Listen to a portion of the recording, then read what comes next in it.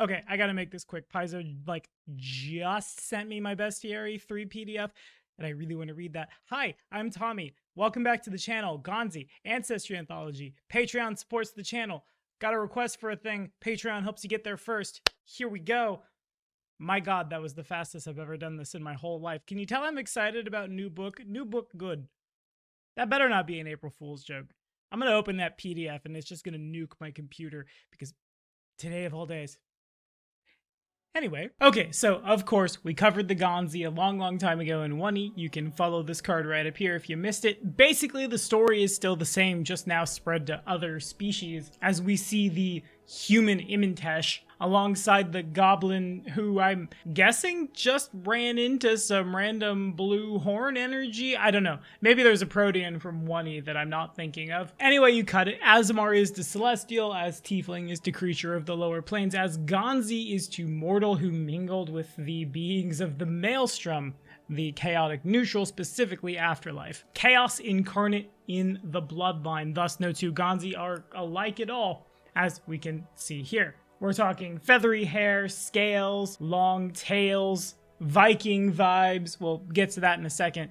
In any case, the Ganzi Uncommon Versatile Heritage, of course, gives you the Ganzi trait, as well as resistance to a single damage type equal to half your level. At the beginning of each day, that damage type resets from acid, electricity, or sonic. You also get a +1 on saves against getting the controlled condition. For our feats, first, Creative Prodigy gets you trained in deception or performance, or other things, as well as art lore. Don't call it Ganzi lore. I kind of like that. Similar but distinct. Fair enough. Ganzi Gaze gives you low light vision or dark vision. You can also choose this twice to get dark vision if you didn't start with low light. Irrepressible says when you succeed on a save against emotion or fear effects, it's a critical success, as your contrary nature literally just means you bounce back, which is super on flavor for beings of constant swirling chaotic matter. Smashing Tail gives you a tail attack, which does 1d6 bludgeoning damage, has the sweep trait, and is in the brawling group. Vestigial Wings gives you steady balance and catfall as bonus feats, even if you aren't trained in acrobatics.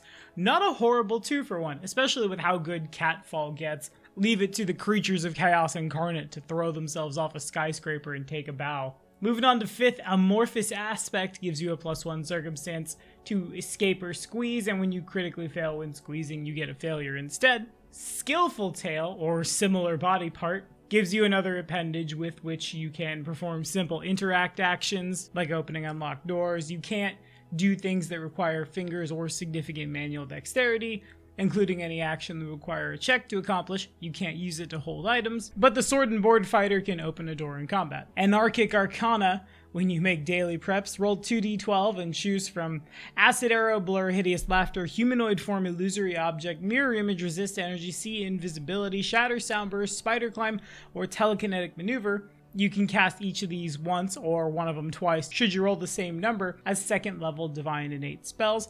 And that's not bad, given that, sure, it's random, but like almost all of these have really good everyday use. Some days you have some copies for the bad guys to swing at, sometimes you're hucking acid at them. Next, Glory and Valor, once per day, for our Ganzi who are descended from the Einherjar, or, you know, what Vikings believed that their warriors would become when they died in battle in the afterlife. For 1 minute or until you critically fail a strike, the first time each round you successfully strike a creature of your level or higher, you regain HP equal to half your level.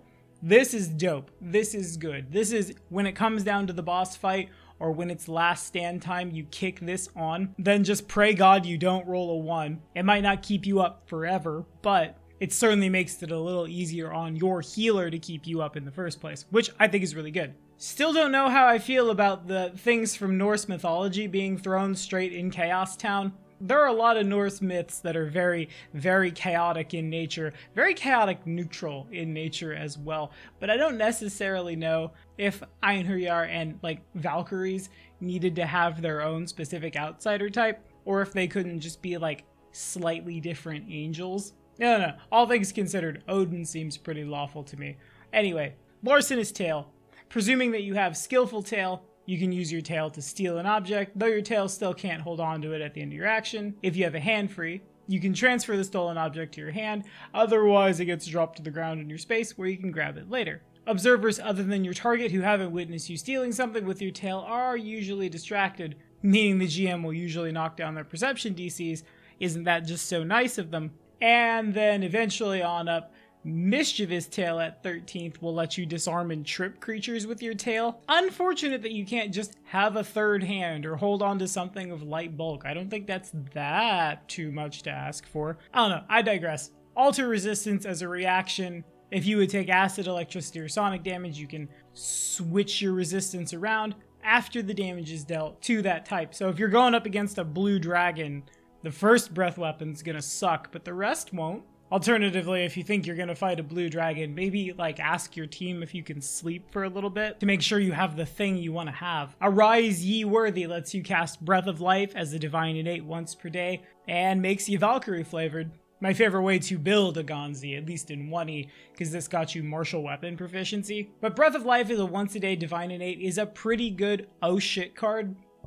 If someone just happens to not stabilize, tick over to dying 4. Especially in long, grueling fights when the healer's out of resources, everybody's like wounded 1 or 2, and you have this in your back pocket. So yeah, Ganzi have a lot of really cool things, and I think as an Ancestry, they're very flavorful and very fun. I love seeing things come to the table that are mechanically the same, but no two look exactly alike. Perhaps this comes from my own chaotic nature, but the Ganzi to me just scream infinite possibilities. Again, I wish the tail could hold on to things. Again, things from Norse mythology being jammed in here still feels a little off to me, but that doesn't mean the things in here from Norse mythology aren't real strong. The Ganzi is very well equipped to make a damn good frontline marshal.